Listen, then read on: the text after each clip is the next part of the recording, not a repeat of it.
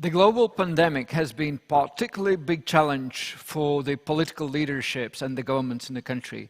They had to do the crisis management. They had to deal with a virus and curbing the virus. At the same time, they had to keep their populations with them. They had to make sure that we as citizens did change our behavior like we've never did in our lifetimes. So I think it has been particularly difficult time for the governments. Our next speaker, Her Excellency Prime Minister Kaja Kallas, has taken a very courageous decision in the middle of a storm to take over the steering wheel of a country, and I think done so successfully. Estonia, being a digitally exceptionally savvy country, are aware of processes and dynamics in the information environment, and Estonia has looked at the solutions and approaches to current challenges from different perspectives than many other countries. Therefore, I'm very pleased to have Her Excellency Kallas joining us today and look forward to hearing your vision for dealing with the challenges that we have and are still at our hand. Your Excellency. Yes, thank you, Yanis. Thank you for the kind words, and I'm sincerely glad to be virtually in Riga for the next 20 minutes. I think this new era has brought us this situation where I'm actually in the middle of cabinet meeting and coming to Riga for 20 minutes to give this speech. Never before we had this chance. So thank you for this opportunity to share with you some of my thoughts to today's discussions. Since early 2020, we have had not one, but two novel fronts to fight on. First, it goes without saying that we are in the middle of the biggest public health crisis of our generation. And secondly, as it weren't enough of a challenge, we are also facing an unprecedented wave of mis- and also disinformation. So much so that the World Health Organization oddly dubbed the crisis in the information sphere an infodemic. How bad is it? One can ask. Well, in short, it's worse than we often tend to realize. Just to give you an example of the scale, between March and October 2020, Facebook alone removed more than 20 million pieces of misinformation content related to coronavirus. During the same period, Facebook added warning labels to around 167 million pieces of COVID-19 related content, linking to its articles from third-party fact-checkers, which debunked the false claims that were made. And bear in mind that here we are talking about just one channel, a limited time frame, and only the cases that were discovered. We can only guess the scale of this problem globally. And although enormous, the scale of infodemic isn't really the most important aspect of it. Instead, we have to look at its effect and ask ourselves, how did we end up in this seemingly new and troublesome point where facts tend to be overweight by emotion, the volume of one's voice and political views? And believe me, I feel this every day. A functioning democracy depends on the ability of its citizens to make informed decisions. This even more so during the times of crisis. It's literally a matter of life and death whether we act upon adequate information or toxic noise. And even worse, people making malinformed decisions in COVID-stricken societies aren't just harming themselves, they're putting everyone else in danger. And that said, the crisis has shed light on very little that we didn't know before. Instead, it has acted as a magnifier, amplifying many existing problems and making them more visible. Let's take the vaccine hesitancy, for example. Opposition to vaccination is as old as vaccination itself, dating back to the 18th century. After Edward Jenner introduced his smallpox vaccine to the world in 1796,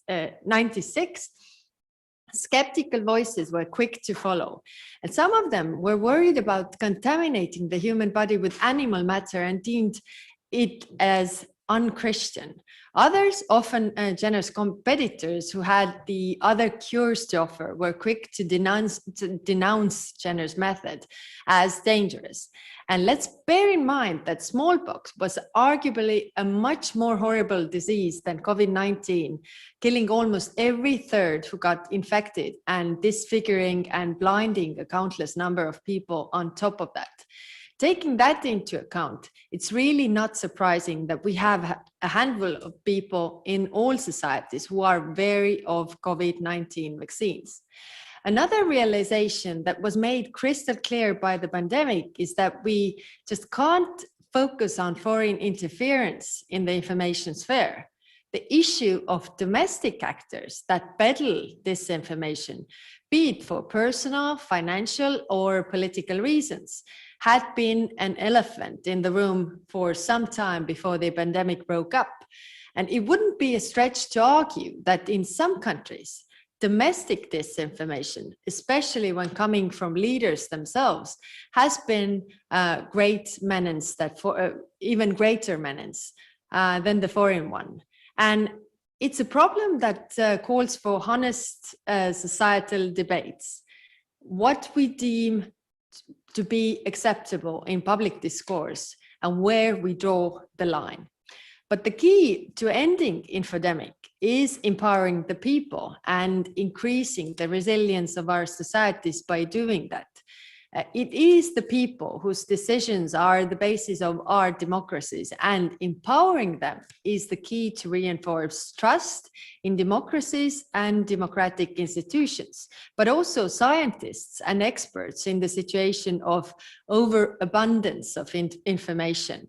And there is no magic wand to heal all the frictions that we have seen and what we all see examples every day.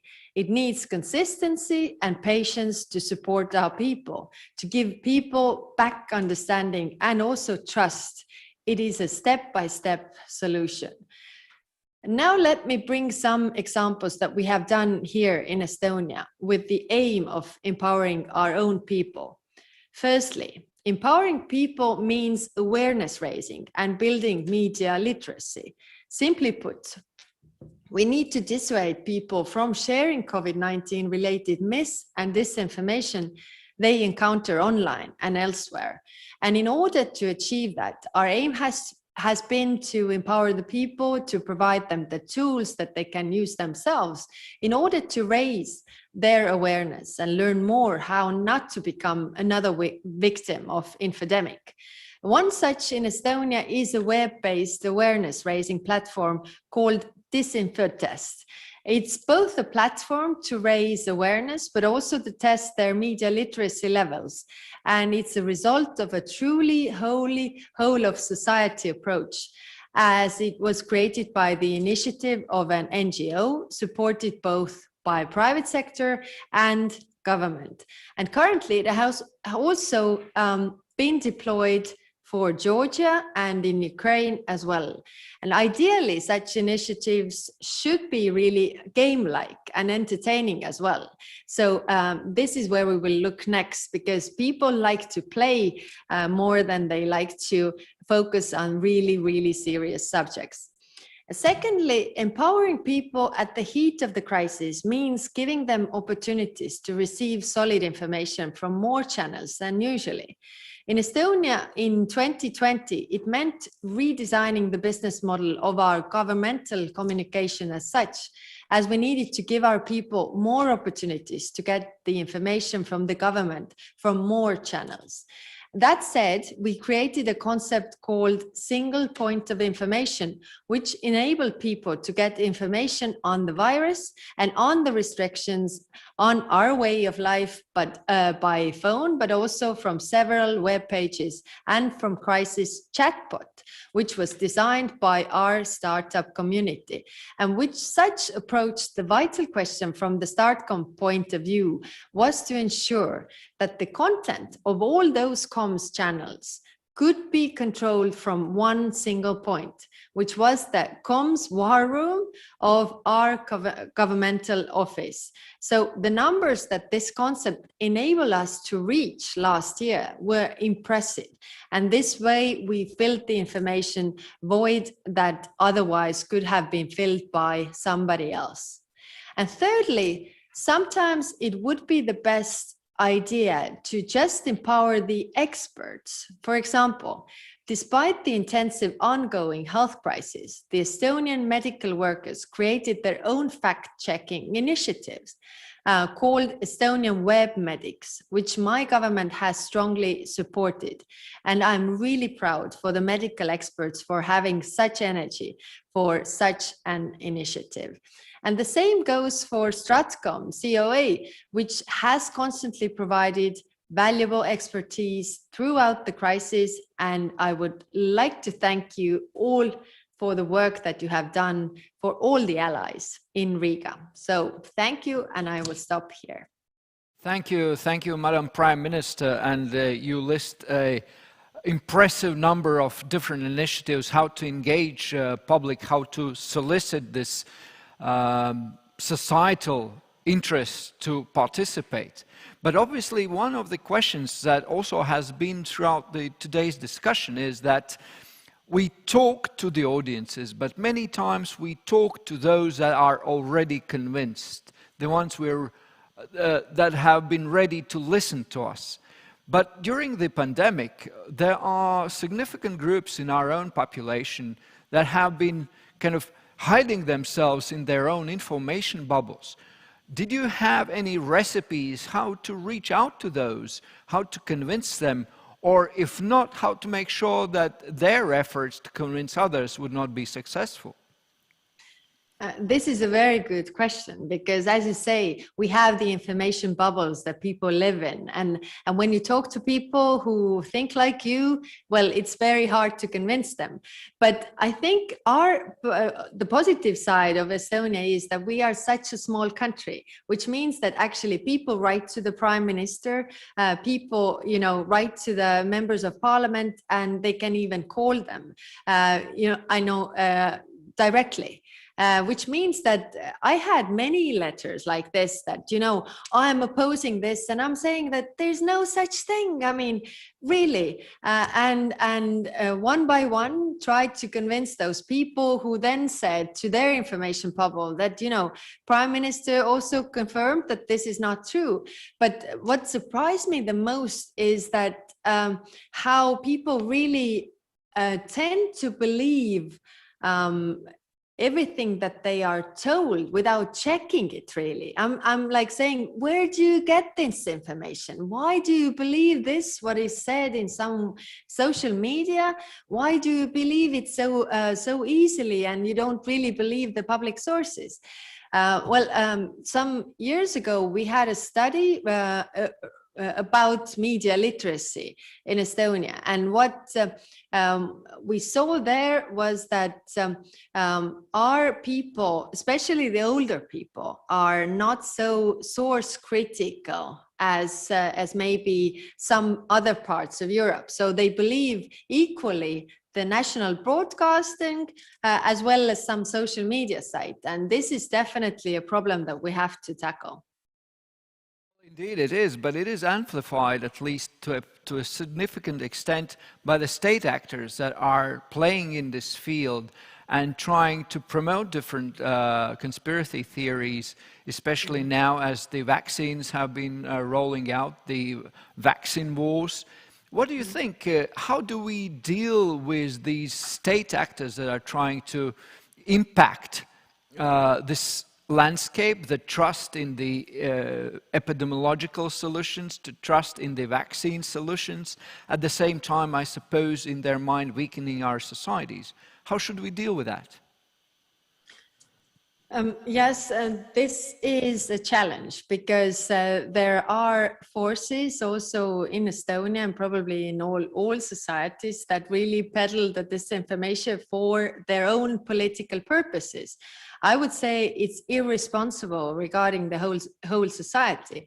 And we had the governmental change, and the parties that were previously in the government regarding the pandemic, they didn't act differently while in the government. And now when they're out of the government, they're actually, pushing all to the other direction. And I feel that this is regarding the society, it's very irresponsible just to take the political point to increase all these stories that are not true, to increase their own popularity. But I hope that karma will get to them one day as well. Believe in karma, and certainly when we look at India, hopefully their karma is starting to save them. The other element in this pandemic is obviously the international dimension. I think the issues you mentioned, and also during today's discussion we heard from many countries, basically very similar issues, disinformation, misinformation affecting the actual survival of certain people within the country. What do you think that the international cooperation mechanisms have been adequate? Should we do more to foster that kind of ability to learn from each other and support each other in this environment? Yes, that is also a good question. I would say on the European level, the cooperation regarding the vaccinations, the requirements, all this has been still quite good for a small country, especially. I mean, alone we wouldn't have anything, but globally I think where we could cooperate more is that the disinformation regarding the pandemic, regarding the vaccines, it is similar everywhere. So if there are ways to cope with that globally, I think we could use, and we do use different information sites to fight this disinformation. But the problem is nationally that those people who really believe those stories, they don't really trust the foreign sources. They don't read other media than only their own language media or only national. And therefore the forces, some forces here also see the way to manipulate those crowds. And what we have to see is the broader picture. There are forces outside the Western Hemisphere that really want to see a Western Hemisphere divided, and the divisions start within the countries. So they definitely use this, and those groups don't really understand that they are tools within the hands of somebody that really don't want good for our country, for example. Madam Prime Minister, now at the end of our short conversation, if you had a chance to write a letter to the Prime Minister, I don't know, in 10 to 20 years' time, who will face or the next big crisis of pandemic or any other sort, what would be your lessons learned that you would advise that Prime Minister to take in consideration? Right now we are still in the middle of crisis. So I've said to myself that the reckoning and the lessons learned will be a job for the summer. So I will write that letter in the end of the summer. I think that's a good idea, and I really hope that during the summer we all will have time for letters rather than fighting the fire that we have in the backyard. Madam Prime Minister, thank you so much for joining us and sharing your thoughts from the hot seat, and good luck with your government meeting.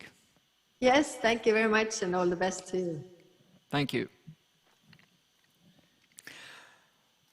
Well, dear listeners, viewers, this has been the first day of Riga StratCom Dialogue.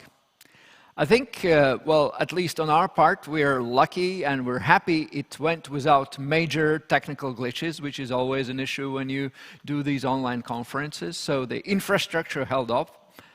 I think the debate has been also interesting, and I understand that this online environment and this screen viewing is very tiresome experience, and we're very tired of it by now. But I think at least we've tried, and we've been able to give you some meat on the bones to chew from a StratCom perspective, although clearly from a strategic perspective. Because of course it is very hard to see particular if you don't see the wider picture. What I take away from today's discussion is, surprisingly actually to me, myself, is a cautious optimism. Probably it's against the backdrop of being so much tired by this sitting at home, being isolated, and etc., etc. And we all, I think, are feeling depressed because of all of the year we have to go through. And there is a need, a human need, to have a ray of hope. But I think what we really today, we heard it cautiously, but we've heard it. I think from a infodemic perspective, we've heard the way we might be getting around the corner. Not quite there yet, but at least understanding how one can do that. From a democracy perspective, I think we also saw that, and I was particularly taken by one idea from that panel, that now almost 10 years ago we had this idea of these new technologies, social media, being the champions for democracy and very rapid spread of democracy and these principles and values. And now we're in a very opposite direction, saying the same technologies would be the end of democracy. And both, most likely, are extremes. We are able, and we've been able, to go through these challenges and been able to address those. And I think that's a kind of interesting takeaway that we have to remember. I also was very, I think, encouraged by the maturity of the discussion both at NATO and EU. And I take the words also that for 5 years, or 5 years ago, that discussion was much more lonely. There were few people that were talking about the strategic communication information space risks. And some were, of course, getting awake because of the situation in Ukraine back in the days. But that was not considered a major risk. It was not seen as something that might become existential. Today, we see that the number of people that are working on solutions has skyrocketed. The institutions, EU, is putting together different sorts of answers, different sorts of measures, how we can address these.